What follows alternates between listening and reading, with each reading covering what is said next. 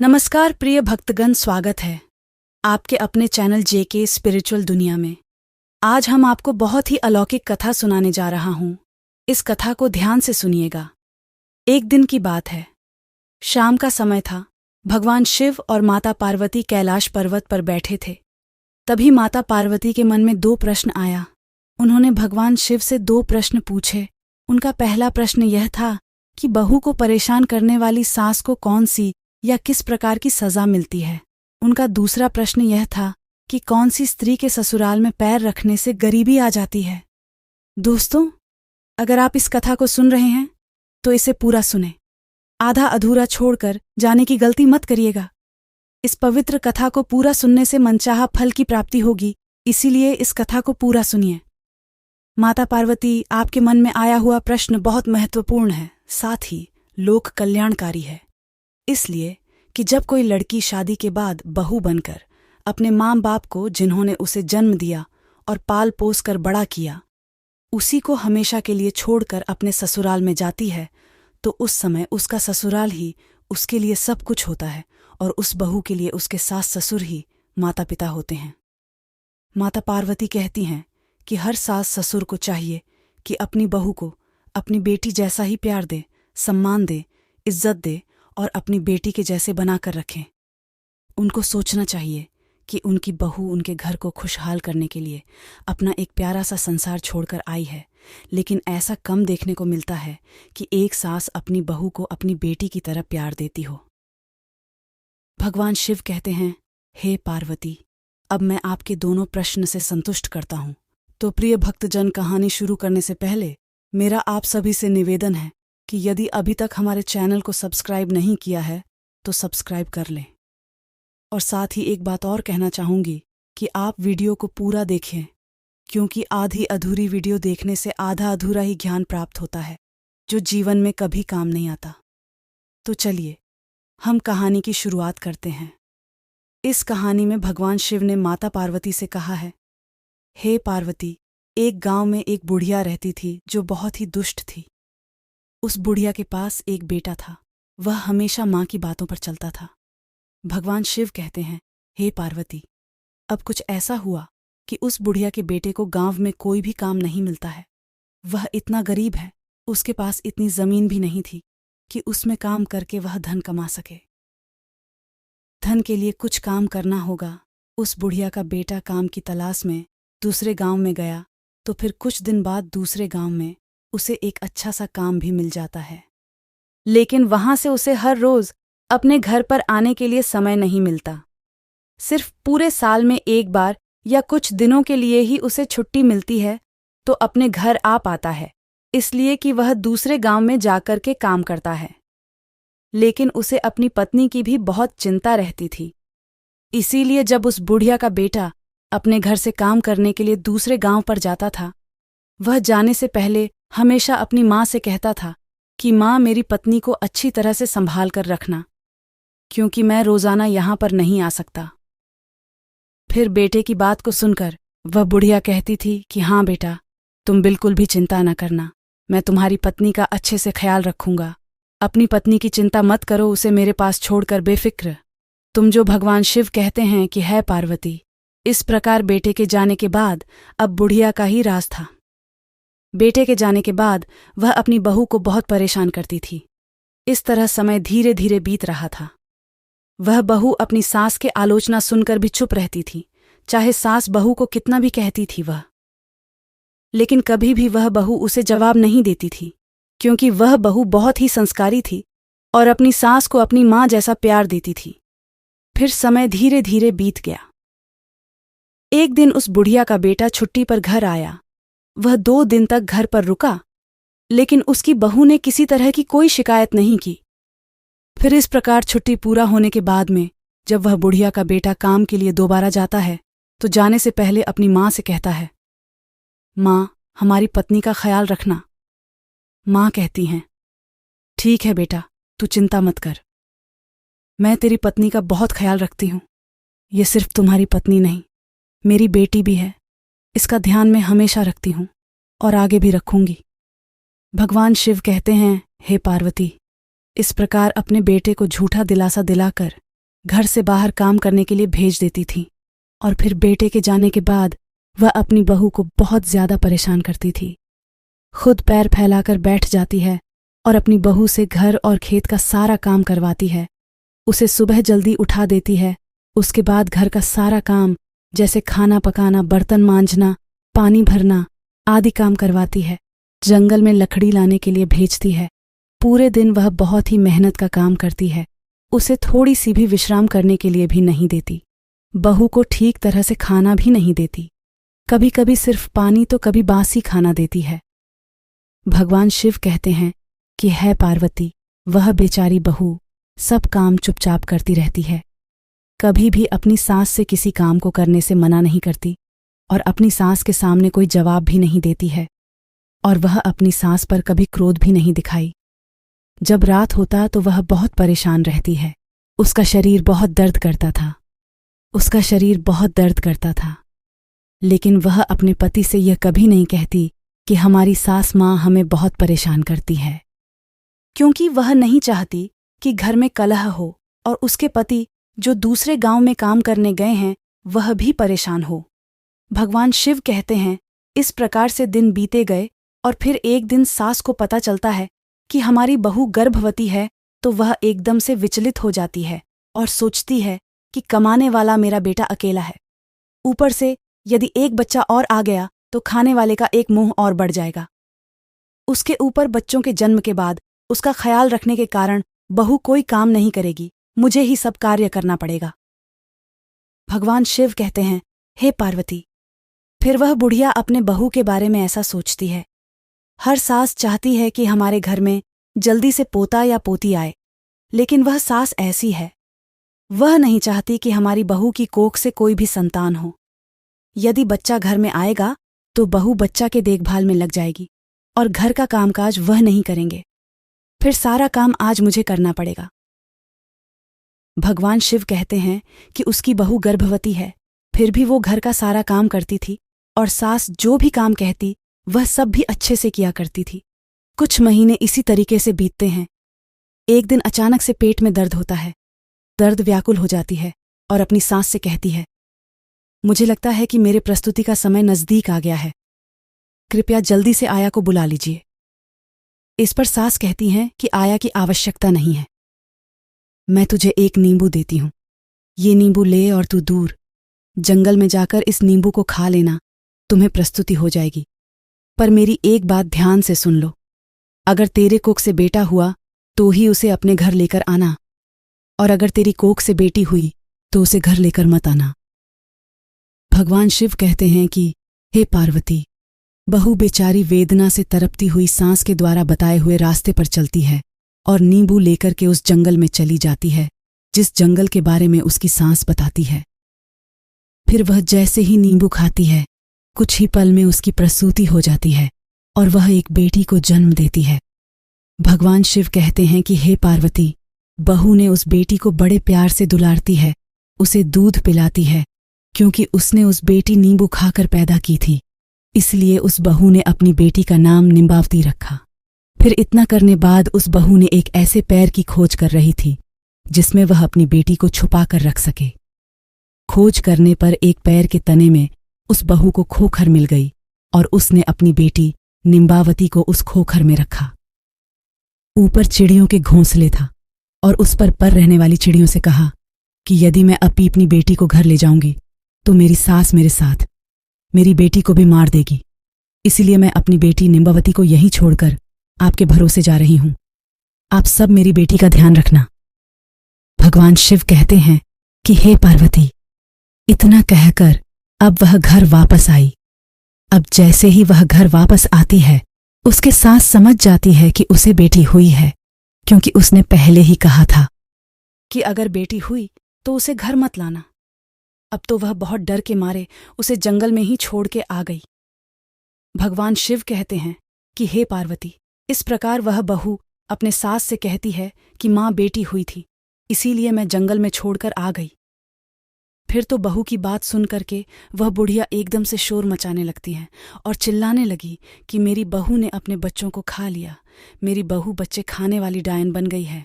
भगवान शिव कहते हैं, हे पार्वती, उस बुढ़िया के द्वारा बहू को इतना परेशान किया जाने लगा, मगर बहू अपनी सास की बात को अनसुनी कर देती है और मन ही मन में इस बात से खुश रहती है कि भगवान की कृपा से उसकी बच्ची जिंदा है। और फिर रोज़ाना वह बहू जानवरों को चराने के बहाने से जंगल में जाती है और अपनी बच्ची को दूध पिलाती है। इस तरह से कुछ दिन बीतते हैं। उधर उसको घर में निम्बावती धीरे धीरे बड़ी हो जाती है। इस तरह 1 साल गुजरा है और बुढ़िया का बेटा छुट्टी लेकर घर आ जाता है। जैसे ही घर में प्रवेश करता है तो उस बुढ़िया अपने बेटे से कहती है, बेटा, क्या बताऊं तुम्हें, तुम्हारी पत्नी इंसान नहीं है, वह एक डायन है जो जीवित लोगों को खा जाती है। लेकिन तुम्हारी पत्नी ने अपनी ही बेटी खा को गई। भगवान शिव कहते हैं, हे पार्वती, वह बेटा अपने माँ के स्वभाव से भली भांति परिचित था। उसने समझ लिया कि जरूर माँ की कोई साजिश है और फिर उसने अपनी पत्नी से उस बेटा बेटी के बारे में कुछ भी नहीं पूछा। और उधर बहू ने भी अपने पति से सास के बर्ताव के बारे में कुछ भी नहीं बताया। वह नहीं चाहती थी कि घर में किसी प्रकार झगड़ा हो। फिर भगवान शिव ने कहा है, हे पार्वती, अब कुछ दिन घर रह के उस बुढ़िया का बेटा फिर काम के लिए दूसरे गांव चला जाता है और उधर वह बहुत दोबारा से गर्भ धारण करती है। और जब बुढ़िया को यह बात पता चलती है कि मेरी बहू दोबारा से गर्भवती हो गई है, तब तो वह बुढ़िया आग बबूला हो जाती है और फिर अपनी बहू को पहले से भी ज्यादा सताने लगती है। भगवान शिव कहते हैं कि है पार्वती, दूसरी बार जब 9 महीने पूरे हो जाते हैं, प्रसव वेदना शुरू हो जाती है, तो फिर वह बहू आया को बुलाने के लिए कहती है। तो इस बार भी वह बुढ़िया आया को नहीं बुलाती है, मगर वह बुढ़िया मुट्ठी भर जीरा लेकर के अपने बहू से कहती है कि इसे लेकर वहीं जाना, वहीं जंगल में जाना और वहां जाकर इसे खा लेना, तुम्हारी प्रस्तुति हो जाएगी। और हाँ, एक बात का ध्यान रखना, अगर बेटा हुआ तो लेकर आना और यदि बेटी हुई तो वही जंगल में फेंक देना। भगवान शिव कहते हैं कि है पार्वती। इस प्रकार शास्त्र के कहने पर बहू फिर सुनसान जंगल में जाती है और वहां उस जीरे को खा लेती है। तो कुछ ही समय में उसका प्रस्तुति हो जाता है और वह एक बेटी को जन्म दिया। वह बेटी के जन्म होने के बाद अपनी बेटी को बहुत ही प्यार से दुलारती है और उसे दूध पिलाती है। क्योंकि वह बेटी जीरा खाने से हुई थी, इसीलिए उसका नाम जीराबंती रखती है। और पहली बेटी को जिस खोखर में रखा था, उसी खोखर में दूसरी बेटी को भी रख देती है और चिड़ियों को उसका ध्यान रखने कहकर वापस घर आ जाती है। उधर बहू को घर पहुंचते ही वह बुढ़िया और भी जोर जोर से चिल्लाने लगती है और गांव वाले से कहती है कि उसकी बहू ने फिर से अपनी बेटी को खा लिया है। वह एक चुड़ैल है, मगर इस बार भी बहू अपनी सास को अनसुना कर देती है और उधर गांव वाले भी उस बुढ़िया के बातों पर ध्यान नहीं देते हैं। भगवान शिव कहते हैं कि है पार्वती, अब कुछ दिनों के बाद 1 साल और खत्म होता है, तो फिर उस बुढ़िया का बेटा गांव आता है और बेटे के घर आते ही वह बुढ़िया फिर से अपनी बहू की चुगली करने लगती है और अपने बेटे से कहती है कि बेटा, तुम्हारी पत्नी ने इस बार भी एक बेटी को जन्म दिया और जन्म देते ही अपनी बेटी को खा गई। यह डायन है, बहुत बड़ी चुड़ैल है। भगवान शिव कहते हैं, हे पार्वती, इस प्रकार उस बुढ़िया का बेटा उसकी बात सुनकर चुपचाप रह जाता है और अपनी माँ से कुछ भी नहीं कहता है और अपनी पत्नी से भी कुछ भी नहीं पूछता है। और फिर कुछ दिन घर रहने के बाद वापस से काम पर जाता है तो बहू तीसरी बार गर्भवती हो जाती है। इस बार भी पहले की तरह ही हो जाता है। इस बार वह बुढ़िया अपनी बहू को एक आम देती है और वह बहू उस आम को लेकर उसी जंगल में जाती है और वहां जाकर खा लेती है। उसके बाद बहू फिर से एक बेटी को जन्म देती है और उसे दुलारती है, उसे दूध पिलाती है। क्योंकि वह आम खाने से हुई थी, इसीलिए उसका नाम आमबंती रख देती है और फिर उसको भी इस खोखरा में रख देती है और चिड़ियों को उसका ध्यान रखने के लिए कहकर घर वापस चली जाती है। भगवान शिव कहते हैं कि है पार्वती, अब बुढ़िया द्वार द्वार जाकर कि अपनी बहू की चुगली करती है, मगर बहू अपनी सास का एक भी बात का बुरा नहीं मानती और सास के नफरत भरी बातों को अनसुना कर देती है। मगर वह बुढ़िया गांव गांव चिल्लाती है कि हमारे बेटे की बहू पत्नी डायन है, उसने 3 बेटियों को खा लिया है। भगवान शिव कहते हैं कि है पार्वती, वह बुढ़िया जिस प्रकार से शोर मचाती है। अब गांव वाले भी सोचने लगते हैं कि वास्तव में उसकी बहू बच्चे खाने वाले डायन है, तो लोग डर के मारे अपने बच्चों को अपने अपने घरों में बंद करके रखते हैं। इस प्रकार से धीरे धीरे यह बात चारों तरफ फैल गई और उसे बुढ़िया का बेटा जी नगर में काम करता था, उसको भी सुनने को मिल गई। उस बुढ़िया का बेटा वह बात सुनकर बहुत ही परेशान हो जाता है और तुरंत ही मालिक से अनुमति लेकर के अपने घर वापस आता है। उधर उस बुढ़िया के बेटा गांव आता है और इधर उस राज्य के राजा तक यह बात पहुंच जाती है कि बुढ़िया की बहू डायन है। फिर तो राजा सिपाही भेजकर बुढ़िया को दरबार में बुलाता है और बात की छानबीन करता है। तो बुढ़िया मिर्च मसाला लगाकर राजा से कहती है कि क्या बताऊं महाराज, मेरी बहू बहुत बड़ी डायन है, बच्चे खाने वाली चुड़ैल है, उसने मेरी 3 पोतियों को जिंदा ही खा लिया है। फिर तो उस बुढ़िया की बात सुनकर राजा क्रोधित हो जाता है और फिर राजा अपने सिपाहियों को आदेश देती है कि चौराहे पर एक सूली लगाओ और उस बुढ़िया की बहू जहां कहीं भी हो उसे लेकर आओ और शीघ्र ही सूली पर चढ़ा दो। भगवान शिव कहते हैं कि है पार्वती। इस प्रकार राजा के सिपाही शीघ्र ही आज्ञा का पालन करते हैं और उस बुढ़िया की बहू को पढ़कर दरबार में लाते हैं। तो राजा उस बुढ़िया के बहू से पूछते हैं कि क्या सच में तुमने अपने 3 बेटियों को खाया है? मगर राजा की बात सुनकर वह बहू चुपचाप नीचे सर झुकाए खड़ी रहती है। बहू को चुपचाप देखकर राजा को विश्वास हो जाता है कि वास्तव में बुढ़िया ने जैसा कहा है वह सही है, यह तो डायन है, यह तो चुड़ैल है। और फिर तुरंत राजा ने अपने सिपाहियों को उस बहू को सूली पर चढ़ाने का आदेश देता है। तो सिपाही उसे बहू को चौराहे पर लेकर जमा होता है। वहां राजा, प्रधान, सरदार और बाकी लोग भी इकट्ठा हो जाते हैं। भगवान शिव कहते हैं कि है पार्वती, इधर बहू को सूली चढ़ाने की तैयारियां होती है तो उधर उसका पति भी घर पहुंचता है और वह घर जाकर देखा है तो घर में माँ और पत्नी नहीं है। घर पर ताला लगा हुआ है तो वह और परेशान हो जाता है और फिर पड़ोसियों से पूछताछ करता है तो पता चलता है कि उसकी माँ और पत्नी को राजा ने दरबार में बुलाया है। फिर तो बुढ़िया का बेटा घबरा करके राजा के दरबार की तरफ दौड़ता है। वहां जाकर उसे पता चलता है कि उसकी पत्नी को तो सूली पर चढ़ने के लिए चौराहे पर लेकर के गया है। फिर उसे बुढ़िया का बेटा तेजी से दौड़ करके उसे चौराहे पर पहुंचता है। फिर से ऐसे ही चौराहे पर पहुंचता है तो क्या देखता है कि राजा, प्रधान सिपाही और सारी प्रजा चौराहे पर खड़ी है और कुछ ही समय में उसकी पत्नी को सूली पर चढ़ाए जाने वाला है। फिर तो वह बुढ़िया का बेटा तुरंत ही राजा के सामने जाकर खड़ा हो जाता है और राजा के सामने हाथ जोड़कर गिरने लगता है कि महाराज दया कीजिए, कुछ देर के लिए मेरी पत्नी को सूली पर चढ़ने से रोक लीजिए। मुझे एक बार अपनी माँ और पत्नी से सच बात पूछने दीजिए। यदि मेरी पत्नी अपराधी हुई तो मैं स्वयं कहूँगा कि आप मेरी पत्नी को सूली पर चढ़ा दीजिए।